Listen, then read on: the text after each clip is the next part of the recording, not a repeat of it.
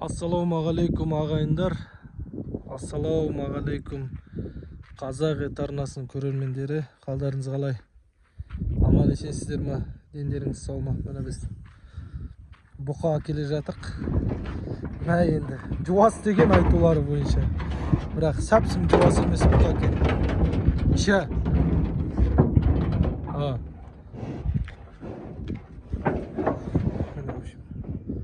Осындай бұқа 2,5 жасар. 2,5 жасар болғанда 2 жас 3 ай ғой. Жақсы бұқа енді былай. Бірақ енді мінезі шатақ.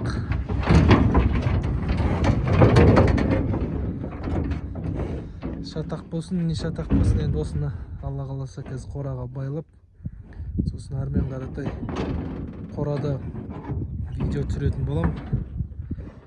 Ақтоғай ауылына барып келе жатыр. Қар жағында бір ауыл, атын ұмытып қалдым. Мына жерде бұлақ.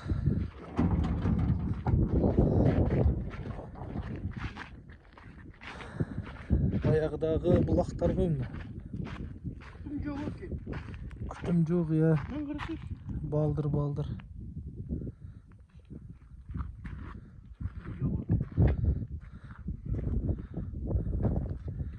Қазір намаз оқып, бәрмен қаратай үй жаққа қаратай жолға шығатын боламыз. Алла қаласа.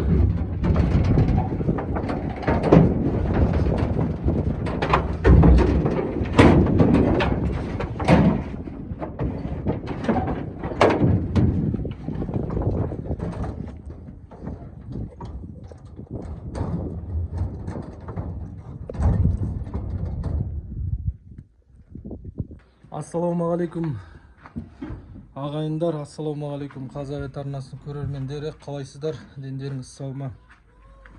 Міне бүгін бір мынандай нәрсе туралы бір сөз болмақ, бір әңгіме болмақ. Мынаны қалай айтушы еді? Нашейник дей ма, ашейник дей ма, қарғы бау дей ма?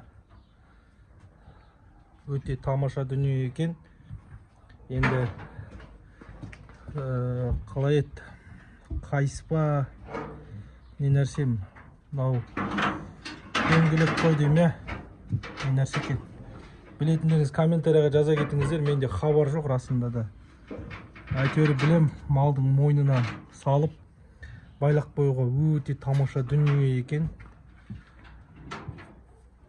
Тамаша. Осыны кигізіп, мынаның қазақшасы қалай еді? Вертушка дейма, не дейді мынаны? Осының қазақшасын айта кетіңіздер комментарияға. Өте жақсы дүние екен. Маған ұнады. Осындайды көбірек істеп қою керек екен. Енді құрметті көрермендер, бұқалардың орнын ауыстырып реттеп қойдық. Өйткені білесіздер, менде астаудың жағдайлары өте қиын болып, кішкене сондай бір цептар жылжып кете беретін әрі қаратай. Соның бәрін сваркалап, жақсылап, бұқалар әрі бері жылжымайтындай, әр бұқаға бір астауда тұратындай реттеп қойдық. Негізі бұқаны жылжытқан себебім содан, бәрін сваркалап, әр цептарын бәрін жақсылап істеп қойдық. Осы екіншіден міне осындай 2,5 жасар бұқа әкеп қойдық бордақыға. Біздің 3 жасарымызда жатыр. Ол жемнен қайтты, айтпақшы. Жемнен әжептәуір қайтты.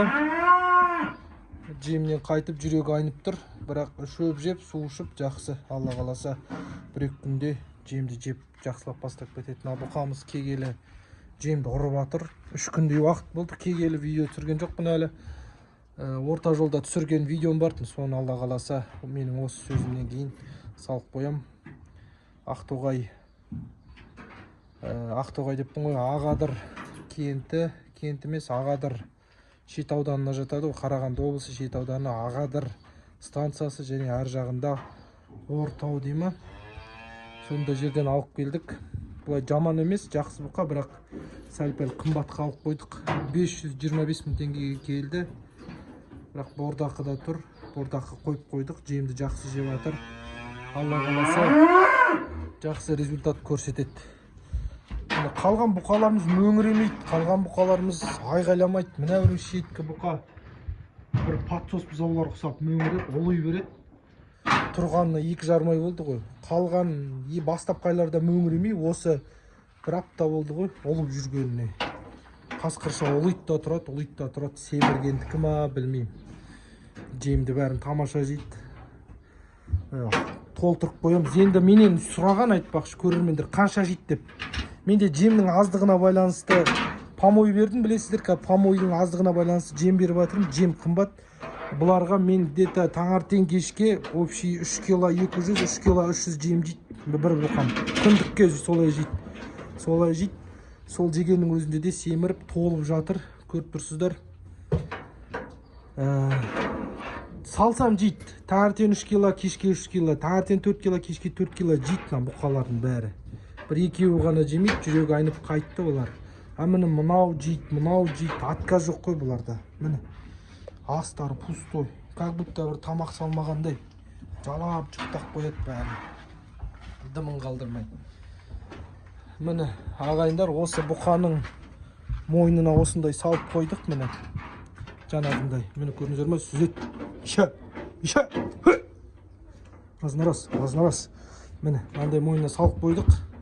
Бұл енді өте қорқынышты бір мощный бұқа болғаннан кейін бұның мойнына анандай біреу, сосын арқан байлап қойдық, на всякий случай.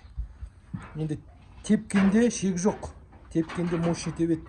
Мүйізбен де әлді. Мүйізбен де мықты. Разнарас. Әлді. Өйткені далада әбден бос жүріп үйреніп қалған бұқалар ғой. Шынжырға қатты байланып көрмеген. Бірақ үйреніп келе жатыр, жақсы жаман емес. Үйретеміз, қандай бұқа болса да мойнын қайырып тұрып. Қандай дәу бұқа болсын, қандай жынды бұқа болсын.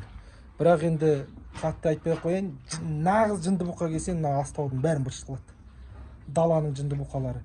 Бірақ ағайындар, 3 жасар, 4 жасар бұқалар аса қатты жынды бола қоймайды ғой, даланың малы болса да. Нағыз жынды болатын патсостар. Шешесін еміп күздігін ат көрімге кеп қоясы ғой. Цеп түзет олар. Олар қияли болып келеді. Өте қатты қияли, неге екенін білмеймін. Ал 3 жасар, 4 жасар бұқалар цепқа байланбаса да бір-екі рет нетеді да қояды. Өйткені ес тоқтатқан кішкене дене бітімі үлкен болғандықтан аса қатты ашулана қоймайды. Сипап, тарап, жақсылап үйретіп алу керек. Енді тағы да бір сұрақтар болды комментарияда, ұмытып қалдым, шыны керек.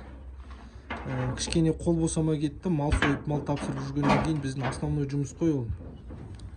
Сол тағы да бір салып қойын деп, айтпақшы, кішкентай шорс видеоға салған болатынмын. Сатуға дайындап атсың ба дейді. Жоқ, как раз осыларды реттеген кезде далаға шығарып, ойнақтатып жүгіртіп алғам. Енді кезек жүгіртетін болам, наны. Мынау қораның манайын жабу керек негізі. Бос жіберіп, жүгіртіп, байлақ қою керек. Олар жас мал болғандықтан менде көп тұр, аяқтан қалып қою мүмкін. Аяқтан қалып қойса, білесіздер, бұқа ақсап, тәбеті болмай, арықтақ қалады. Мені осы құрметті көрермендер, бұларды сол ойнақтатып жүгіртіп алғанмын ғой, кішкене видеоға түсіріп алайын деп. Енді Алла қаласа сатылса сатылғанын көрерміз, тұрса тұрғанын көрерміз. Тұр, асығыс жоқ, тұрады. Жазғы, нағыз жазғы ат көрін дейді ғой, жаз басталды, сыды жаз. Мені көріңіздер, жазы сысада осындай бұқаларымыз семіріп, қара бұқамызда мойны жалпайып, жақсы болып келе жатыр. Енді каналға тіркеліңіздер, лайк басыңыздар, комментария жазыңыздар. Бір кішігірім видео шығарып қояйын. Мен бармын, ешқайда жоғалған жоқпын деп. Осындай далаға шығып, жуас біздің бұқаларымыз. Нағыз бұқалыққа осындай ақбастар, жуас бұқалар ретке болады, көбісі қияли болады. Бізді кішкентай қиялилау кішкене. Мына үлкен бұқамыз жақсы жуас, сипата, тарата, тарқасын. Енді білесіздер, ең бірінші видеомда қандай болып келді. Жүні түспеген, түлемеген, арық болып келді. Қазір мені қандай. Барлығы уақыттың еншісінде дейді ғой. Аллах тағала осындай бір берекелі уақыт қылып, бұқаларымызды семіртіп, жүндері түлеп, толып, реттеліп келе жатыр, Аллаға шүкір. Ал құрметті көрермендер, көп мылжи бермейік, аман болыңыздар. Келесі видеода кездескенше күн жақсы болсын.